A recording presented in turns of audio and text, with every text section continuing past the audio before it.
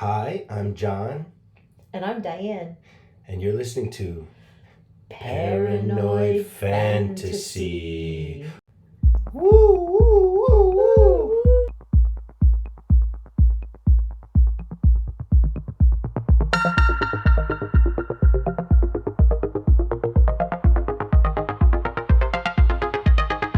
What are we talking about today, John? We are talking about the bizarre case of 26-year-old John Allen Chau, an evangelical Christian missionary murdered by inhabitants of North Sentinel Island. 26. That's too young to die. Yes, it is. It's hard to imagine something like this occurring in today's time. People are really at odds with each other about it, too. The reactions. Yes, there's a lot of information about this story, but our podcast today just approaches it from, I guess, a neutral angle. That's right. I think that's the best way because it's fairly polarized. Some see Cho as a pure-hearted emissary, and others are painting him as an arrogant colonialist. Yes, let's just get into the facts of the case. The Sentinelese are indigenous people living in voluntary isolation on a 23.4 square mile island, which is part of India's Andaman Islands archipelago. It is a paradise located in the Bay of Bengal. If you're wanting to be nerdy, it's 11.557 degrees north, 92.241 degrees east. Winters are a balmy 74 degrees, while summers are average 85 degrees, just a little bit cooler than where we are here in Miami. Well, it's surprising people aren't flocking to be there. Well, the Andaman and Nicobar Islands Protection of Aboriginal Tribes Act of 1956 prohibits travel to the island within a 5-mile radius, patrolled by the Indian Navy. And the inhabitants are allowed to defend their isolation by force. Oh. Yes, this is one of those tribes you find on YouTube where it's really, you Google, are there any untouched or undiscovered people left in the world? And this is that tribe. The reason for the protection is to prevent infectious diseases basically wiping out the tribe, because the people who are living there likely have no acquired immunity, and for this, the Indian government will not prosecute the Sentinelese for killing intruders. Well, that explains a lot because in 1974, I found that a National Geographic film was going to be made there, and when they visited the island, they left after their director on that shoot got an arrow shot into his thigh. And then in 2006, 2 drifting fishermen were killed for being within arrow range. Where did these people come from? In 1771, a British surveying team named it, but we have no idea what the natives call it or themselves. It's really an unknown people. The island became inhabited as a result of the Great Migration from Africa 50,000 years ago, when the island served as a waypoint for migration to Southeast Asia and eventually Australia. Australia, baby. They're there. The people remain primitive. They use fire, but don't make fire and rely on nurturing embers from lightning strikes. Their language is unintelligible even to neighboring islands. And so I think they understand what they understand, the little they know just from helicopters and now drone footage that has surveyed the island over the years. Well, and I think too, I remember reading that someone went there and took several people with them off of the island to the mainland to sort of introduce them to what was possible for them modern wise. Mm-hmm. And they died within like weeks from diseases that they just picked up because they have no immunities, like you said. Like so they influenza and common cold can actually take somebody out. Yep. Yep. So that's interesting. I'm curious now what they do call themselves. We call ourselves Americans. I wonder how they refer to themselves, or even if they do, they don't have to fill out any forms or anything. Maybe they don't even refer to themselves as anything. I know there was an anthropologist, T.N. Pandit, and he remains one of the few people with first-hand experience from conducting regular, peaceful visits in the 80s and 90s. He says their first impulse isn't to kill, but to convey, "Leave me alone." Many natives on nearby islands have been nearly wiped out from disease from outside interaction, and they too experienced losses when some of their people were captured, like I said, and taken to that mainland. The Indian government, after that happened, quickly ceased contact, and in 1997 officially shifted to a hands-off monitoring. Enter John Allen Chau, born in Scottsboro, Alabama in 1991 to Linda and Patrick Chau. His mother, an organizer for Chi Alpha. His father, Chinese-American psychiatrist. John Allen Chau attended Oral Roberts University and was a well-rounded student, coached soccer, and graduated cum laude in 2014 with a Bachelor of Science in Exercise Science. He admired John Muir, David Livingstone, and Bruce Olson. Those are explorers, but Jesus was his life inspiration. Well, that sounds like he's just not some strange, crazy person running around that just got it into his head to go over there. And it's interesting that because John Muir, he's your typical read for college adventurers, and Chau was an adventurer indeed. He was a blogger, hashtag The Rugged Trail, WordPress.com, and a member of Outboard Collective Explorers, hashtag Outbound.com. He even picked up sponsorship from Perky Jerky and was so supplied all the jerky that he could eat for life, and he was known to take that product with him whenever he traveled. So this is a guy that's pretty tech savvy and modern. Many of us remember the famous line, Dr. Livingstone, I presume, from Lost and Found. Livingstone was another of his people that inspired him.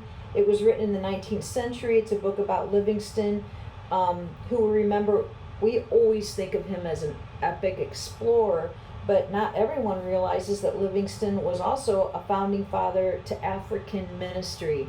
And that kind of is interesting because these islands, like you said earlier, they think that they basically came from the cradle of humanity and with the Great Migration. So that's interesting. The one that's really strange, though, Bruce Olson.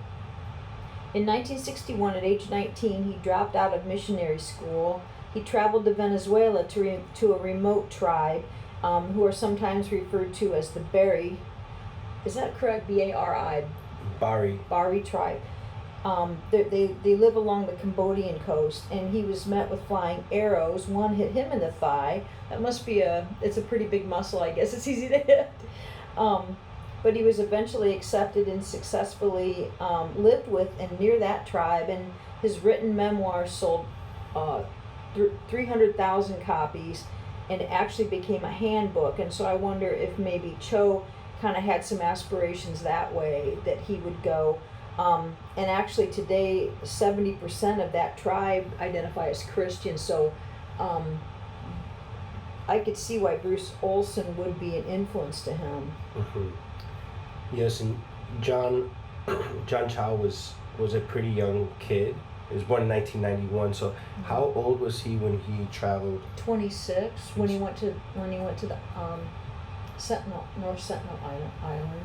And Oral Roberts University, just to back up, that's a Christian faith-based college. Yeah. Okay, so in a nutshell, he was going to Sentinel Island to convert these Aboriginal people. Yes. To Christianity. Yep. I read in the New York Times that he also was interested in the Joshua Project, and they have a tab on there that's a map that categorizes unreachable people. And this is where, when he was in high school, he learned of North Sentinel Island and those natives there. Mary Ho, she's an executive of that Joshua Project. She published an op-ed after Cho's death, and she stated that he prepared for decades before this trip using their research. So he didn't just decide one day to go there, and sounds like he was thinking about this even from high school age. Mm-hmm.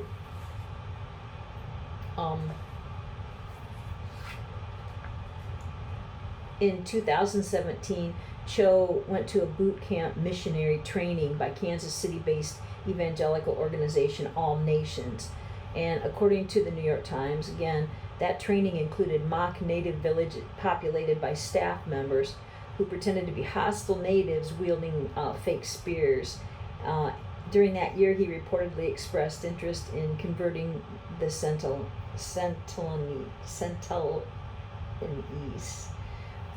He declared it Satan's last stronghold on earth, and he asked that his body not be retrieved if he failed. On October 2018, Chau established residence at Port Blair, capital of the Andaman and Nicobar Islands. While some 29 islands were removed from RAP by the government to increase tourism, it was still illegal to visit North Sentinel Island, and still is. Wow, so he knew he was breaking the law when he went there. Yes, and the people who helped him get there were also breaking the law. Oh boy. He that sounds reckless, but he did prep for the trip. He was vaccinated, but who knows if all the vaccinations they vaccinate for things that are cropping up today, where these these inhabitants of North Sentinel Island would have been well, they're protecting him. Everything. The vaccinations protect him, but not necessarily the people he wants to visit. Okay, well he did quarantine, and yeah, that's true. He did quarantine, and he took medical and linguistic training, and when he met local Christians, he was reported to have asked if there were any missionary efforts underway to serve these people, stating that he was willing to serve in a supportive role. So that kind of takes the air out of the sails of people who say that he was an egoist and wanted to make a big name for himself, because he actually did try to link up with somebody that maybe was already on this effort. And so, when I found that out, it softened my look at him a little bit. Yes. So he got there about a month early. He prepared, and then on November 15, 2018, Chau paid fishermen $350 to drop him 1,600 to 2,300 feet from shore, where he got into a collapsible canoe and paddled closer to the island. He tried to communicate and offer gifts that All Nations had schooled him about, but retreated after facing hostile response. So that was the first time he tried to approach the people. Of course, they would be on the beach, the tribe, and they were not very welcoming. And I think we're talking about this the possibility of becoming infected with a disease or bacteria that you can't protect yourself from. But really, I think, in my opinion, if a tribe is living in isolation for so many years, in centuries, they're probably more concerned about the threat of invaders taking over their island, or taking, just more of that, being spooked. Like if you're sleeping in your house one night and someone sort of like lets himself in, and takes you off guard, your health isn't going to be your first thought. It's more of like defending your land and your people. Well, it said that many of the reports said that what they would do is they had these little dugout canoes that they would make that really weren't ocean worthy. So they would go around and they would fish, and they would also use weapons to like hunt wild pigs that were on the island. So that makes sense, John, because if you've only got like 6 pigs on the island, you don't want, and you've got a tribe of 50, 60, or however many there are there, we're not really clear on how many people are actually living on that island. You would be defending your food source, your resources, everything, and it's a paradise. So the outside world, what have we really got to offer? I mean, they could play video games instead of doing what they do. So I think they have more to offer us than we do of them. Sometimes when I think about it. The next day, he went and sang Christian songs and spoke in, forgive my pronunciation, Xhosa, a South African dialect. And the natives' responses ranged from amusement, bewilderment, and hostility. He tried to hand them fish, and they shot metal-headed arrows at him. One, shot by a boy, pierced the Bible he was holding in front of his chest, according to the last letter he wrote in his diary. Yeah, although they're a primitive people, they had access to all sorts of materials that had washed up on their shorelines, and that included metal and plastics that you would see woven into their life, such as those metal arrowheads. That's interesting. Yeah, and Chau also wrote, which kind of blew me away, and it seems like it might have been embellished, and that's my opinion, because I'm subject to paranoid fantasies. But he said that the page where the tip of the arrow stopped ends with the first two verses of Isaiah 65, which read, "I was ready to be sought by those who did not ask for me. I was ready to be found by those who did not seek me. I said, here I am, to a nation that was not called by my name. I spread out my hands all the day to a rebellious people who walked in a way that is not good, following their own devices. The plan is now to and then he wrote that was the quote from Isaiah 65, and then he continued in his journal that night, the plan is now to rest and sleep on the boat, and in the morning to drop me off by the beach, and then I walk along toward the same hut I've been giving gifts to. It's weird.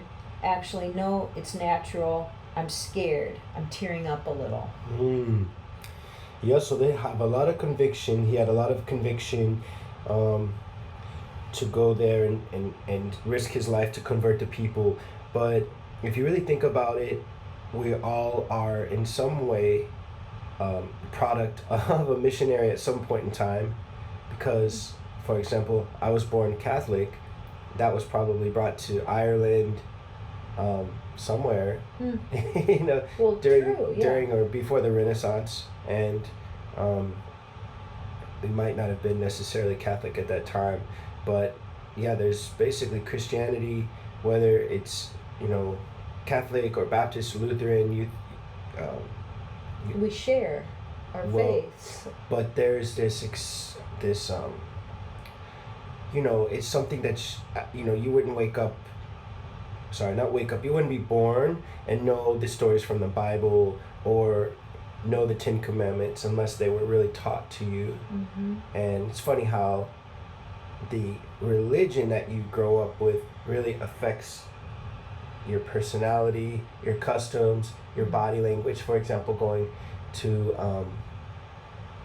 China and living along like Confucianist or Buddhist, there's a whole different mannerism that goes along with that.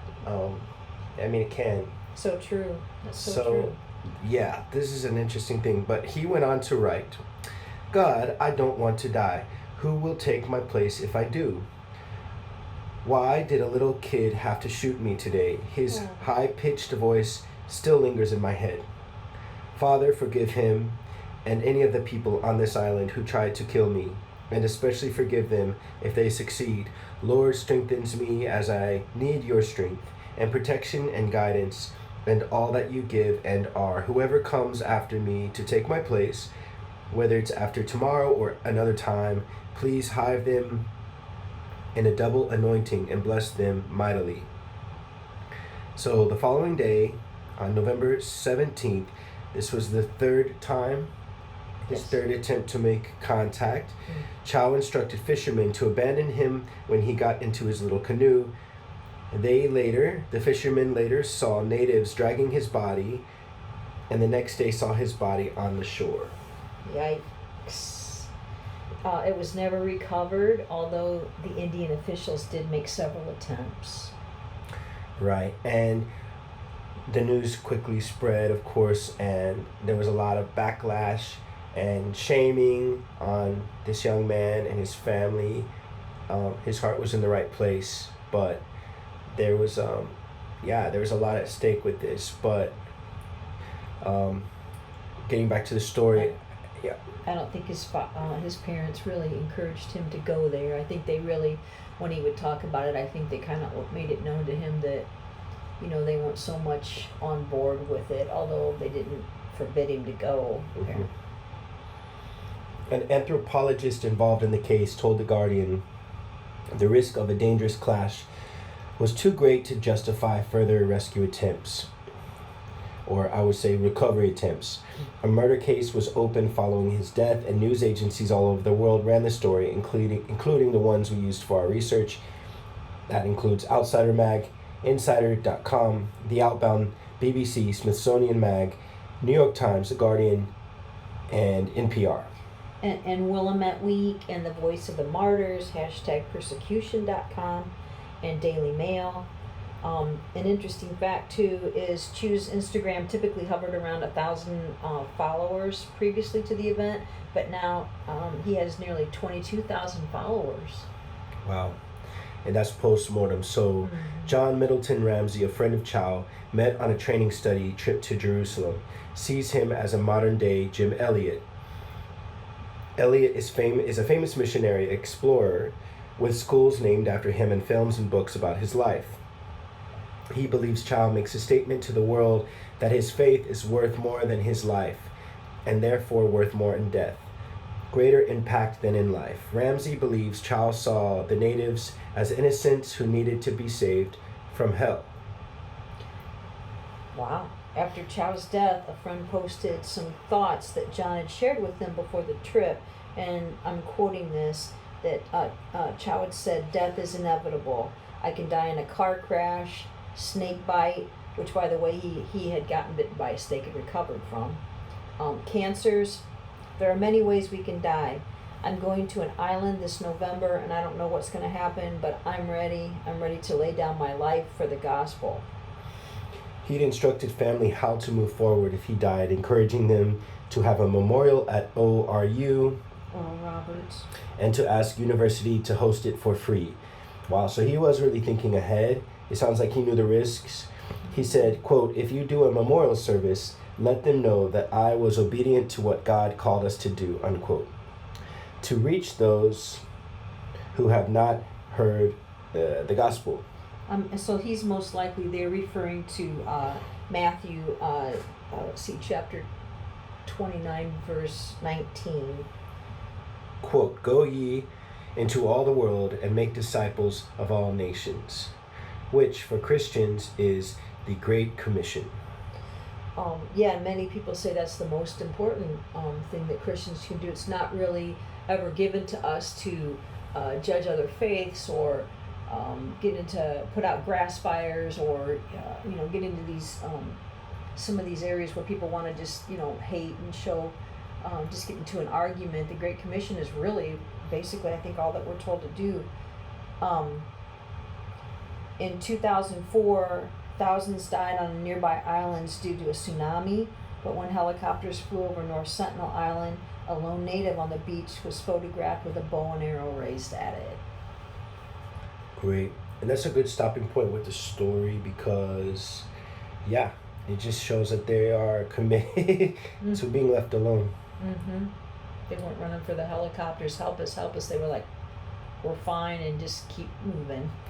I just think I have no problem with, personally, with people trying to encourage me to try something spiritually, whether it would be Buddhism or, Christianity or even Judaism, because, in most cases they really are having good intentions. They wanting you to look at life in a spiritual way. But I also think of my mom's expression she taught us as children, which is like, my freedom ends where yours begins. So it's an interesting thing to think about, going on to someone's property where they're giving you a sign to stay away, and you're ignoring that desire and pushing yourself into something. For example, Mormons, they have 2 years where the young men are tasked with going out into the world and trying to convert people Yeah. And, you know, because I used to see them all the time in New York where they wear like a suit with a name tag and they say, can I talk to you about God? And you can say yes or no. But, you know, they're not going to knock down someone's door and go inside their house. Right, or pay someone to knock your door down and right. go in. So. Yeah, but there's a lot of conviction in that. And I think everybody knows in the modern world, like, we have to look at it sort of as a, I mean, unless you just really feel like vigilante about converting somebody by force. Yeah. I think everyone pretty much understands that, you know, this is conversion by attraction is better than by being forced or forcing. Yeah. Somebody getting up in your face. Yeah. Coercion. Yeah. Because we don't know. Maybe those tribes do have a connection to God. Maybe they've already been touched. I believe that they can be, because it's and that's part of my Christian belief, is that everyone in the world is God. God says that he gives everyone in the world opportunity to be close to him, and so who am I to say that, you know, the way I say it in my language is the best way for them to find God? God will reveal himself to whoever searches for him. Yeah, and there's a lot of mistrust around disorganized religions. For example, I'm going to Rome in 1 month to visit the Vatican, which is the most wealthy organization in the world. And in order for them to stay wealthy, they have to continue.